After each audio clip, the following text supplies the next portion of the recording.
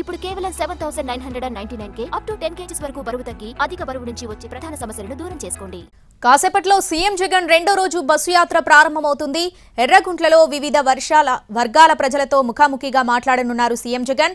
రైతు నగరం వద్ద మధ్యాహ్న భోజనం చేస్తారు. ఇక సాయంత్రం 4 గంటలకు నంద్యాల డిగ్రీ కాలేజ్లో మేమంతా సిద్ధం బహిరంగ సభలో మాట్లాడతారు. ఇవాళ రాత్రి గూడూరు మండలం నాగులాపురంలో సీఎం జగన్ బస చేస్తారు. ఉమ్మడి కర్నూలు జిల్లాలో 5 నియోజకవర్గాల్లో 131 కిలోమీటర్ల మేర సీఎం జగన్ బస్సు యాత్ర కొనసాగనుంది. మేమంతా సిద్ధం పేరుతో వైసీపీ ఎన్నికల శంఖారావం పూరించింది. నిన్న ఎడుపులపాయ వద్ద వైఎస్ఆర్ సమాధికి నివాళులర్పించి ఎన్నికల ప్రచారాన్ని ప్రారంభించారు సీఎం జగన్.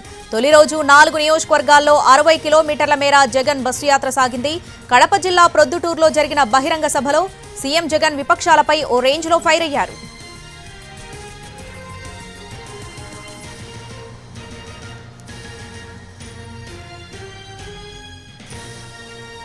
కాసేపట్లో సీఎం జగన్ రెండో రోజు బస్సు యాత్ర ప్రారంభమవుతుంది. దీనికి సంబంధించి పూర్తి అప్డేట్స్ మా ప్రతినిధి చంద్రశేఖర్ కర్నూలు నుంచి లైవ్ లో అందిస్తారు. చంద్రశేఖర్. Thank you Sravani. కర్నూలు జిల్లాలో ఇవాళ నుంచి 2 రోజుల పాటు సీఎం జగన్ బస్సు యాత్ర చేపట్టబోతున్నారు. కొద్దిసేపటి క్రితమే ఆళ్లగడ్డ నుంచి బస్సు యాత్ర ప్రారంభమైంది.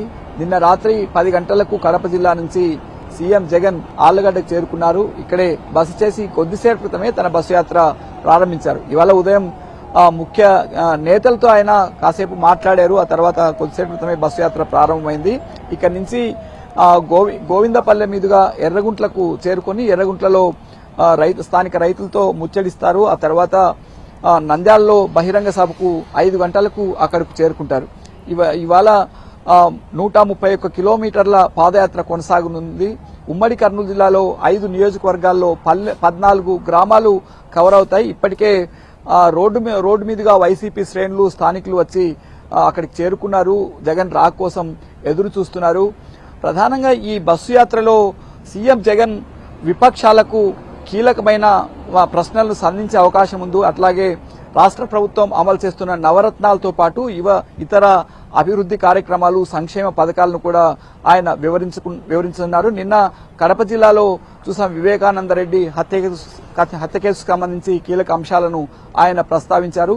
ఇవాళ కూడా ఆ కీలక అంశాలను ఆయన నంద్యాల బహిరంగ సభలో మాట్లాడే అవకాశం ఉంది. ప్రధానంగా బీజేపీ, టీడీపీ, జనసేన పొత్తులపైన కూడా ఆయన ప్రస్తావించే అవకాశం ఉంది. ఉమ్మడి కర్నూలు జిల్లాకు సంబంధించి జగన్ ప్రభుత్వం చేసిన అభివృద్ధి పనులు, భవిష్యత్తులో చేపట్టబోయే కార్యక్రమాలను కూడా ఆయన వివరించే అవకాశం ఉంది. నంద్యాల జిల్లాలోని 7 అసెంబ్లీ నియోజకవర్గాలకు సంబంధించిన ముఖ్య నేతలంతా కూడా జగన్ ను అనుసరిస్తున్నారు. పెద్ద ఎత్తున వైసీపీ శ్రేణులు బస్సు యాత్రలో పాల్గొన్నాయి. ఇప్పటికే ఆళ్లగడ్డ, నంద్యాల మధ్యలో ఉన్న గ్రామాల్లో ప్రజలు ఇక్కడికి చేరుకున్నారు. నంద్యాలలో బహిరంగ సభకు పెద్ద ఎత్తున ఏర్పాట్లు చేశారు.